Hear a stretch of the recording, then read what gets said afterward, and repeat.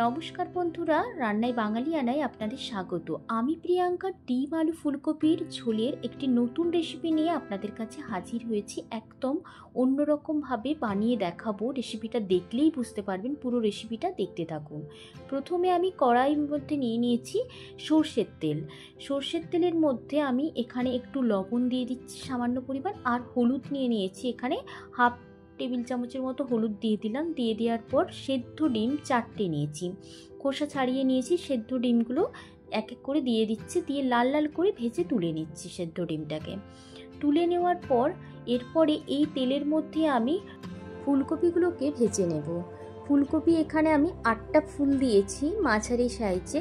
এরপর এটা মাঝারি আঁচেই ভাজতে হবে। ফুলকপিটা একটু সময় ধরেই লাল লাল করে ভেজে নিতে হবে ফুলকপিটা ওই তেলের মধ্যে। ভালো করে নেড়ে চেড়ে নিচ্ছি। এরপরে আমি মশলাগুলো দেখিয়ে দিচ্ছি কি কি মশলা এখানে লাগবে। প্রথমে এখানে আমি নিয়েছি হচ্ছে পেঁয়াজ, মাঝারি সাইজের পেঁয়াজ নিয়েছি, এটা 2টো নিয়েছি। এরপরে একটা টমেটো নিয়েছি, আদা নিয়েছি, রসুনের থেকে কম, রসুনটা একটু বেশি নিয়েছি। এখানে 20টার মতো রসুন নিয়েছি, মানে 20 কোয়ার মতো, মানে আদা কম নিতে হবে, রসুন বেশি নিতে হবে। এরপরে আদা রসুনটা বেটে নিলাম। এরপরে আরও একটা মশলা আমি বানাবো। 1 টেবিল চামচ গোটা জিরে, 1 টেবিল চামচ গোটা ধনে, শুকনো লঙ্কা আর গোটা গরম মশলা, এখানে এলাচ, লবঙ্গ, দারচিনি। এলাচ দিয়েছি একটা, 4টের মতো লবঙ্গ আর অল্প পরিমাণ একটু দারচিনি নিয়েছি। এরপরে এগুলোকে জলে ভালো করে আমি পিষে নেব একদম। কিন্তু এগুলোকে আবার ছেঁকেও নিতে হবে, জল দিয়ে বেশ ভালোভাবে পিষে নিয়েছি একদম মিক্সিতে। এরপরে হচ্ছে এগুলো ছেঁকে নেব, কারণ ছেঁকে যে রসটা বেরোবে এই যে চায়ের মতো, ওই রসটাই কিন্তু ব্যবহার করব মশলাটাতে। এখন আমার ততক্ষণ কি ফুলকপিটা ভাজা হয়ে গেছে মশলাটা বানানো মানে সাথে সাথে। এরপরে ফুলকপিটাকে আমি এক এক করে তুলে নিচ্ছি, আর ওই তেলের মধ্যেই আমি দিয়ে দিচ্ছি গোটা জিরে আর তেজপাতা। মানে গোটা জিরে দিয়ে দিচ্ছি 1 টেবিল চামচের থেকে কম, আর তেজপাতা, আর মাঝারি সাইজের 2টো পেঁয়াজকে আমি ঝিরিঝিরি করে কেটে নিয়েছিলাম। বেশ ভালো করে ভেজে নিতে হবে। মানে তেল আপনারা চাইলে আরেকটু পরিমাণ দিতে পারেন, আমি একটু রান্নাটা কম তেলে বানাচ্ছি, সেই জন্য তেলটা এখানে কম দিয়েছি, কারণ পেঁয়াজটা খুব ভালো করে লাল লাল করে ভেজে নিতে হবে। এখন পেঁয়াজটা আমার এই যে দেখতেই পাচ্ছেন অনেকটা ভাজা হয়ে গেছে। এরপরে আমি দিয়ে দিচ্ছি এখানে এই যে আদা রসুনের যে পেস্টটা, ওটা আমি দিয়ে দিলাম। এইভাবে যদি একবার ডিম আলু ফুলকপি এই শীতের দিনে বানান তাহলে বুঝতে পারবেন, মানে পদ্ধতিটা একটু আলাদা করলেই চেনা রেসিপি একটু অচেনা স্বাদ হয়ে যায়। এরপরে কষানো হয়ে গেছে আদা রসুনটা বেশ কষাতে সময় লাগবে, একটু মাঝারি ফ্লেমেই দিতে হবে। কষানো হয়ে গেছে। এরপরে আমি টমেটো কুচিটা এখানে অ্যাড করে দিচ্ছি। টমেটো কুচিটা দিয়ে দিলাম। এটা একটু মাঝারি সাইজেরই টমেটো নিয়েছি, ছোটো ছোটো করে কেটে নিয়েছি। এরপরে নেড়ে চেড়ে নিচ্ছি। এরপর টমেটোটা একটুখানি গলে যখন যাবে তারপরেই আমি মশলা দেব। এখন নেড়ে চেড়ে নিয়ে ঢাকা দিয়ে টমেটোটা একটু গলতে সময় দিতে হবে, মানে এটাও ফ্লেমটাকে মাঝারিতেই রাখতে হবে। এখন আমার ফ্লেমটা মানে মাঝারিতেই আছে, আর টমেটোটাও গলে গেছে, অনেকটা পরিমাণে টমেটোটা গলে গেছে। এরপরে আবারও আমি নেড়ে চেড়ে নিচ্ছি মশলাটাকে। এখন আমি দিয়ে দিচ্ছি এখানে এই যে দেখতে পাচ্ছেন এই তেজপাতাটা তুলে নিচ্ছি। তেজপাতাটা তুলে নিয়ে এরপরে এখানে আমি মশলাগুলো এক এক করে দিয়ে দেবো। এখানে 1 টেবিল চামচ হলুদ গুঁড়ো আর Kashmiri red chilli powder 1 table চামচকে আমি জলের মধ্যে কিছুটা পরিমাণ ভালো করে মিশিয়ে নিয়েছি। মিশিয়ে নিয়ে তারপরে এখানে অ্যাড করছি।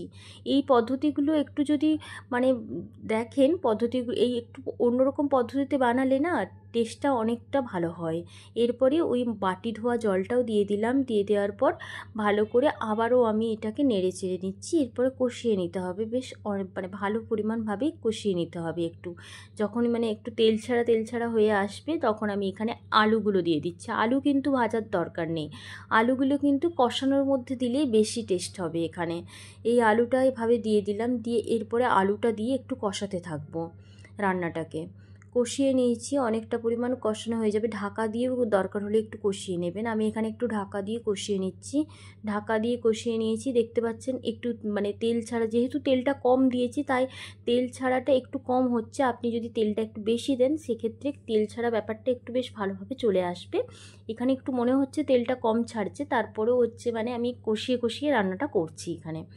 এরপরে আমি দিয়ে দিচ্ছি ওই যে মানে মশলাটা পিষে তারপরে যে রসটা বের করেছিলাম, জিরে ধনে গোটা গরম মশলা, সেটা দিয়ে দিলাম এখানে দেওয়ার পর, তবে আপনারা চাইলে হচ্ছে, আমি যেমন কাশ্মীরি রেড চিলি পাউডার ব্যবহার করেছি, আপনারা চাইলে এখানে এমনি লাল লঙ্কার গুঁড়ো ব্যবহার করতে পারেন। এরপরে মানে এটাকে ঢাকা দিয়ে আবার কষাতে দেবো। কষালে না বেশ রান্নাটার টেস্টটা অনেকটা ভালো হয়, মানে বেশ ভালো করে কষিয়ে কষিয়ে রান্নাটা করলে। এরপরে এখানে আমি দিয়ে দেবো ঘি। এই ঘিটা এখানেই কিন্তু অ্যাড করতে হবে, 1 টেবিল চামচের মতো এখানে ঘি অ্যাড হবে। তাহলে টেস্টটা কতটা যে খুলবে, এই রান্নাটার এই পদ্ধতিটা দেখলেই বুঝতে পারবেন, মানে আর তৈরি করলেও বাড়িতে ভালো করে বুঝতে পারবেন।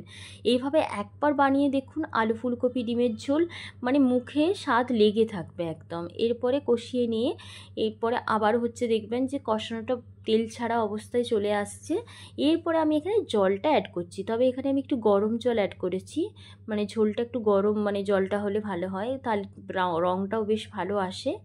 এরপরে হচ্ছে এটা হচ্ছে ঢাকা দিয়ে আলুটাকে সেদ্ধ হতে দিতে হবে কিছুক্ষণ। এখন আলুটা সেদ্ধ হয়ে এসছে অনেকটাই। এরপরে আমি এখানে লবণটা একটু কম বলে মনে হয়েছিল, লবণটা দিয়ে ঢাকা দিয়ে একটু সেদ্ধ হতে দিয়েছি। সেদ্ধ অনেকটাই হয়ে গেছে। এরপরে আমি ফুলকপি আর ডিমটা এখানে অ্যাড করছি। ফুলকপি ডিমটা অ্যাড করার পর আবারও কিছুক্ষণ এটাকে আমি মানে ঢাকা দিয়ে ফোটাতে থাকবো, কারণ ভালোভাবে ফুলকপি আলু সব একসাথে মজে যাবে রান্নাটার মধ্যে, তবেই তো টেস্টটা ভালো হবে। আমি লবণের পরিমাণটা তখনই দিয়ে দিয়েছিলাম যতটা লাগবে প্রথমের দিকে। এরপরে আমি ঢাকা দিয়ে এটাকে একটুখানি বেশ ভালোভাবে সেদ্ধ হতে দেবো। এখন ঢাকা দিয়ে দিচ্ছি রান্নাটাতে। এরপর সেদ্ধ হয়ে গেলে একদম পুরোপুরি গরম গরম পরিবেশন করলে এই রেসিপিটার কোনো রকম তুলনা হবে না। এখন হয়ে গেছে, আর শীতের দিনে তো একটু ধনেপাতা কুচি দিলে এর স্বাদ আরও কয়েক গুণ বেড়ে যায়, তাই ধনেপাতা কুচি উপর থেকে ছড়িয়ে দিলাম। এখন রান্না পুরোপুরি রেডি, আর কিচ্ছু দেওয়ার দরকার নেই। এরপরে আমি ভালো করে এটাকে নাড়াচাড়া করে নিচ্ছি। একটু চেরা কাঁচা লঙ্কা দিয়ে দিলাম এখানে 4টের মতো, দিয়ে দেওয়ার পর এরপরে ঢাকা দিয়ে 10 মিনিটের মতো একটু মজতে দিয়ে দেবো। তারপরে দেখবেন রান্না পুরোপুরি রেডি। এই রেসিপিটা গরম ভাতে খেলে এর কোনো মানে তুলনা হবে না। বন্ধুরা, যদি রেসিপিটি ভালো লেগে থাকে তাহলে কিন্তু লাইক কমেন্ট করতে ভুলবেন না। চ্যানেলটিকে সাবস্ক্রাইব করে দেওয়ার অনুরোধ রইল। চ্যানেলটিকে সাবস্ক্রাইব করে দেওয়ার পর পাশে থাকা বেল আইকন প্রেস করে দেবেন, তাহলে প্রত্যেকটি রান্নার ভিডিও আপনার কাছে চলে আসবে। ধন্যবাদ বন্ধুরা, ভালো থাকবেন, সুস্থ থাকবেন।